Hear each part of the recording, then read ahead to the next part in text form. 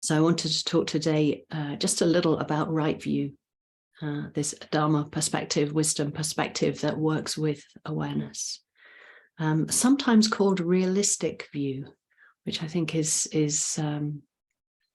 quite a simple way.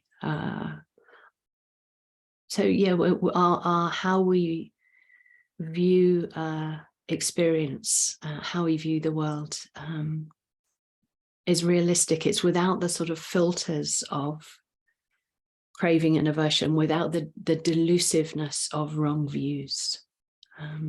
So there's a way that's the way of perceiving is more in line with how things are. So that gives so what I wanted to do this morning is just drop in a few words, or explore a few words that I use in my teaching in relation to right view. Because I think it's quite slippery, right view.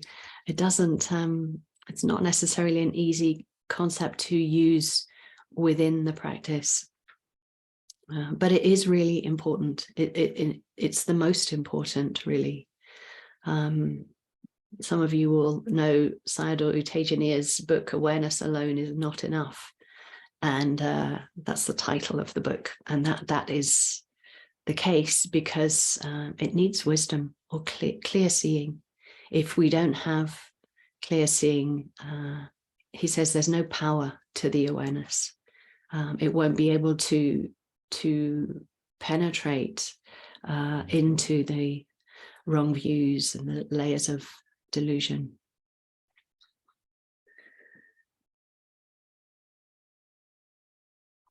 So any of these words I'm going to offer you, we can just hold in the back of the mind.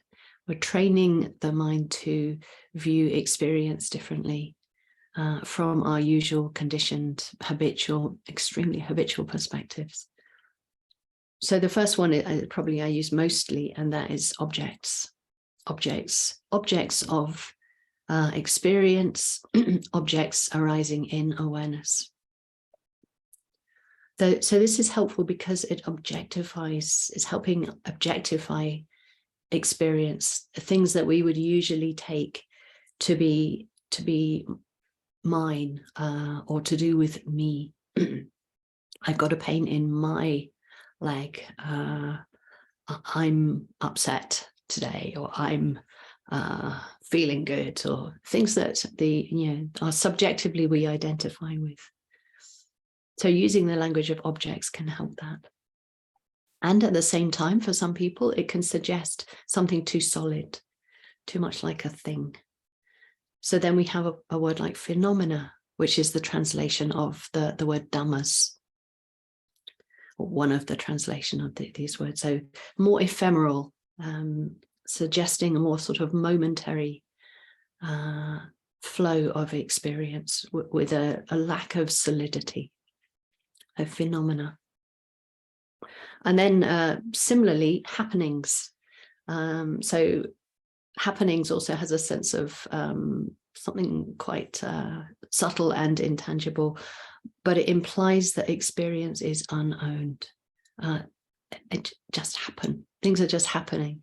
And it encourages us, amongst other perspectives, not to take things personally. It's very, very painful for us when we take things personally, particularly, of course, when the experience is unwanted or disliked. When someone criticizes us or we feel judged, we take things personally. So happenings is more open. Linked to that, arisings. And this also has a similar, arisings and passings is what we traditionally say. So the language of arisings has the suggestion of impermanence, suggestion of change, movement.